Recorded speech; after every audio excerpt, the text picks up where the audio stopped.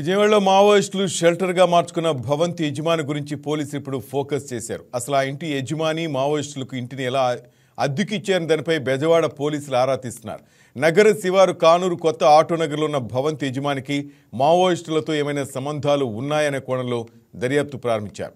అసలు ఆ భవనాన్ని ఎవరు చెప్తే అద్దెకిచ్చారు, అద్దెకి ఇవ్వాలని మావోయిస్టులు ఎవరి ద్వారా చెప్పించుకున్నారనే కోణంలో దర్యాప్తును ముమ్మరం చేశారు.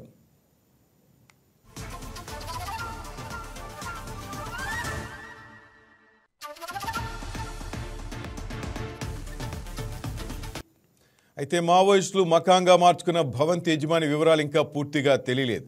అతడు నెలన్నర నుంచి విదేశాల్లో ఉంటున్నట్టు తెలిసింది. దీంతో పోలీసులు ఆ ఇంటి వాచ్మెన్ అదుపులోకి తీసుకుని ప్రశ్నిస్తున్నారు.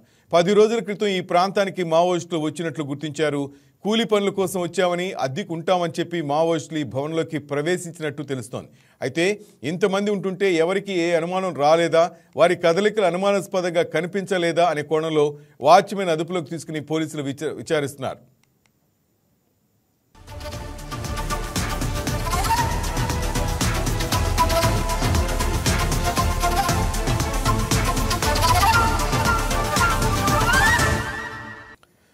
మొత్తం మీద విజయవాడలో మావోయిస్టులు ఉన్న ఇంటికి సంబంధించి పోలీసులు ఇప్పుడు విచారణ ప్రారంభించారు. ఆ భవన యజమాని గురించి ఆరా తీస్తున్నారు.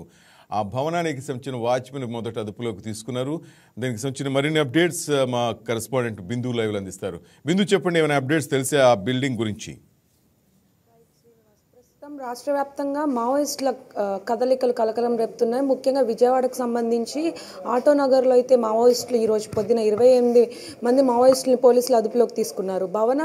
భవనం దగ్గర అంటే ఒక అపార్ట్మెంట్లో వీళ్ళు నివాసం ఉంటున్నట్టు, 10 రోజుల క్రితం నుండి ఇల్లు అద్దెకి తీసుకున్నట్టు, అంటే ఆ ఫ్లాట్ అద్దెకి తీసుకున్నట్లు, దాంట్లో 28 మంది, దాదాపు 28 మంది దాకా అద్దెకుంటున్నట్టు తెలుస్తుంది. దీనికి సంబంధించి కూడా పోలీసులు వెంటనే ఆ ఘటనా స్థలానికి వెళ్ళి మావోయిస్టులకు సంబంధించి వారందరూ సరెండర్ అయిన తర్వాత పూర్తిగా వారిని ఆ ఆయుధాలని, అక్కడ దొరికిన ఆయుధాలు మరియు అక్కడ దొరికిన పేలుడు పదార్థాలని వారిని కూడా తరలించి సీక్రెట్ ప్లేస్కి తరలించారు. ఆ తర్వాత ఆ భవనానికి సంబంధించి ఆ వాచ్మెన్ని విచారించగా వాచ్మెన్కి ఇప్పుడే ఇందాకే వాచ్మెన్ అదుపులోకి తీసుకున్నారు, ఇంకా విచారిస్తున్నారు. ఆ వాచ్మెన్ చెప్పిన దాని ప్రకారం ఆ భవనానికి సంబంధించి భవనం యజమాని ఎవరైతే ఉన్నారో వారు ఫారెన్లో ఉంటారంటే, ఫారెన్లో ఉండి అక్కడ నుండి ఫారెన్లో ఉన్న ఆయన్ని వీళ్ళు కాంటాక్ట్ అయ్యి ఇల్లు అద్దెకి ఇవ్వమని అడిగారు. ఇవ్వమని అడగడంతో పెద్ద మొత్తాన డబ్బులు కూడా ఇస్తామని చెప్పడంతో ఆ ఫ్లాట్ని, అంటే 4 ఫ్లోర్స్ ఉన్న భవనంలో 3rd ఫ్లోర్ని అయితే వీరికి అద్దెకి ఇచ్చినట్టు తెలుస్తుంది. 3rd ఫ్లోర్ ఫ్లాట్ని అద్దెకి ఇస్తామని కూడా చెప్పడం జరిగింది. అయితే 10 రోజుల క్రితం నుండి అక్కడ భవనంలో అద్దెకుంటున్నారు. దాదాపు 28 మంది అద్దెకుంటున్నప్పటికీ కూడా ఆ ప్రదేశం, అంటే ముఖ్యంగా విజయవాడకు సంబంధించి ఆటోనగర్ ప్రదేశం అనేది ముఖ్యంగా పరిశ్రమలు మరియు పరిశ్రమకు సంబంధించిన ఎలక్ట్రిసిటీ మరియు వాటికి సంబంధించిన పనిముట్లు, అంటే పని చేసుకునే వారు ఎక్కువగా ఉంటారు. కానీ ఇల్లులు, స్థానికంగా నివసించే ఇల్లులు మాత్రం అక్కడ చాలా తక్కువగా కనిపిస్తాయి.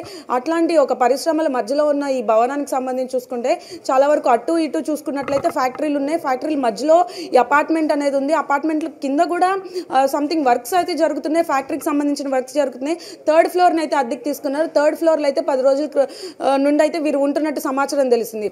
దీనికి సంబంధించి ఈరోజు 28 మందిని అదుపులోకి తీసుకున్నారు. తర్వాత ఆ భవన యజమానికి సంబంధించి ఇప్పటికే కాన్ఫరెన్స్ కాల్స్లో పోలీసులు మాట్లాడుతున్నారని, వారు కూడా ఇండియాకి వచ్చి దీనికి సంబంధించి సమాధానం చెప్పాలని కూడా పోలీసులు అడిగారు. దీనికి సంబంధించి వాచ్మెన్ ఇప్పటికే అదుపులో తీసుకున్నారు. వాచ్మెన్ చెప్పిన దాని ప్రకారం అద్దె పెద్ద మొత్తంలో ఇస్తామన్నారని, దానికి యజమాని ఒప్పుకుంటున్నట్టు కూడా తెలిసింది. అయితే స్థానిక ప్రజలు చెప్తున్నట్టు స్థానికులకు సంబంధించి అక్కడ 28 మంది ఆ అపార్ట్మెంట్ ఫ్లాట్లో ఉంటున్నట్టు, అంటే ఫ్యాక్టరీలో వర్క్ చేసే పని వాళ్ళు ఎవరైతే ఉన్నారో వారు ఆ 28 మంది ఒకే ఫ్లాట్లో అంతమంది ఉండడం కూడా అది జరగని పని, అంతమంది ఉండరు అని కూడా చెప్తున్నారు. కానీ 28 మందిని పోలీసులు అదుపులో తీసుకున్న తర్వాత కూడా స్థానికులు ఇంతమంది ఉన్నారా అని వారికి కూడా సమాచారం అందిందని చెప్తున్నారు.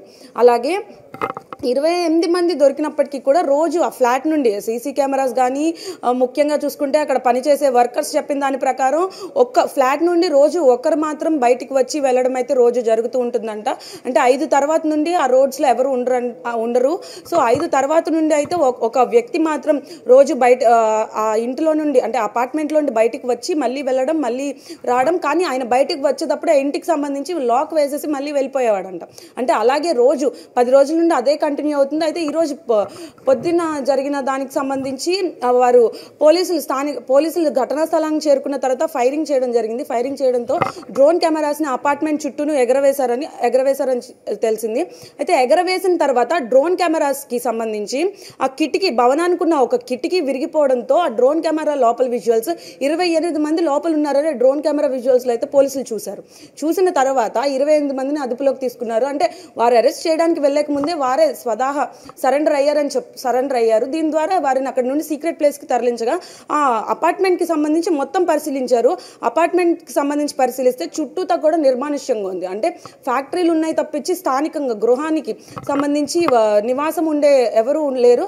దట్టు అక్కడ ఏవైతే రహదారి ఉందో రహదారిలో వాహనదారులు రావడానికి సరైన రోడ్డు కూడా లేదు. అక్కడ వాహనదారులు రోజు ప్రయాణించడానికి పని చేసుకునే వారు కూడా నడిసి వెళ్ళే నేపథ్యం కనిపిస్తుంది. ఆ రోడ్డు అంతా కూడా గతుకులమయమైపోయి గుంటలమయమైపోయింది. వాహనదారులు కూడా రోజు అటు సైడ్ ఆ రోడ్డు సైడ్ వెళ్ళే పరిస్థితి కనిపించట్లేదు. అయితే ఇదే వాళ్ళు అదనంగా చూసుకొని అటు సైడ్ ఎవరు వెళ్ళరని చెప్పేసి ఆటోనగర్ అనగానే ఒక నిర్మానుష్యమైన ప్రదేశం, అక్కడ జనసంచారం అంతగా ఎక్కువగా ఉండదని ఒక నేపథ్యంలో కూడా ఈ ఇంటిని అద్దెకి తీసుకున్నారని కూడా చెప్పొచ్చు. 10 రోజుల క్రితం ఈ ఇంటిని అద్దెకి అడిగినట్టు చెప్తున్నారు. అలాగే ఏలూరు, కాకినాడ ఈ వీటిల్లో కూడా చూసుకున్నట్లయితే అద్దె ఇల్లులు వీళ్ళు తీసుకున్నట్టున్నారు. అంటే ఇండిపెండెంట్ హౌసెస్ తీసుకోకుండా అపార్ట్మెంట్స్ మాత్రమే తీసుకున్నారు వీళ్ళు. అపార్ట్మెంట్స్ కూడా ఖాళీగా ఉన్న అపార్ట్మెంట్స్లో ఒక ఫ్లోర్, రెండో ఫ్లోర్ని మాత్రమే అద్దెకి తీసుకోవడం ఒక క్వశ్చన్ చేసే ఒక క్వశ్చన్ కూడా మనకు వచ్చే ఉంటుంది. అలాగే మొన్న ఇందాక ఏలూరులో పట్టుకున్నవారు కానీ కాకినాడకి సంబంధించి కానీ వీరందరూ ఇండిపెండెంట్ హౌసెస్ ఎవరు తీసుకోలేదు. ఎందుకంటే ఇండిపెండెంట్ హౌస్ తీసుకుంటే స్థానికులు అంటే చుట్టూతా ప్రజలు ఉంటారు కాబట్టి వారికి కూడా సమాధానం చెప్పే నేపథ్యం కూడా వస్తుంది. కానీ వీరు తీసుకుంది ఒక అపార్ట్మెంట్ కూడా చాలా రోజుల నుండి ఖాళీగా ఉన్న అపార్ట్మెంట్స్ లేదా దాంట్లో ఒక ఫ్లోర్ ఖాళీగా ఉన్న వారు తీసుకున్నారు. ఇప్పుడు ఆటోనగర్లో తీసుకున్న అపార్ట్మెంట్ కూడా అది చాలా రోజుల క్రితం అంటే ఓనర్ ఆ ఇల్లు అపార్ట్మెంట్ కట్టినప్పటి నుండి దానికి ఎవరు రాలేదని అపార్ట్మెంట్ చాలా రోజుల నుండి ఖాళీగా ఉందని కూడా చెప్పడం జరిగింది. ఆ ఖాళీగా ఉన్న అపార్ట్మెంట్ టూలెట్ బోర్డుని చూసి వీరు అక్కడ ఎంక్వైరీ చేసి చుట్టూతా ఆ ప్రాంగణం చుట్టూతా ఏమేమి ఉన్నాయి, ఆ ప్రాంగణం చుట్టూతా ఎన్ని ఫ్యాక్టరీలు ఉన్నాయి, మొత్తం మీద ఎంతమంది స్థానికులు నివసిస్తున్నారు, పని వాళ్ళు ఎంతమంది అక్కడ పని చేస్తున్నారు, దానికి ఆనుకొని ఉన్న ఫ్యాక్టరీలు ఏమిటి, దానికి పక్కనున్న ఫ్యాక్టరీలు ఏమిటి అని మొత్తం దర్యాప్తు చేసిన తర్వాత అపార్ట్మెంట్ ని వీరు టూలెట్ బోర్డ్ ని మీరు అద్దెకి తీసుకోవడం జరిగింది. ఈ అద్దె ఓనర్ కూడా ఫారెన్ లో ఉంటారని, ఆ ఫారెన్ లో ఉన్న అద్దె ఓనర్ తో కూడా వీరు ఎలా కమ్యూనికేట్ అయ్యారన్న దానికి వస్తే వారు ఫారెన్ లో ఉన్న అద్దె ఓనర్ కి ఎక్కువ మొత్తం అద్దె ఇస్తామని కూడా చెప్పడం జరిగిందని చెప్తున్నారు శ్రీనివాస్. Thank you Bindu.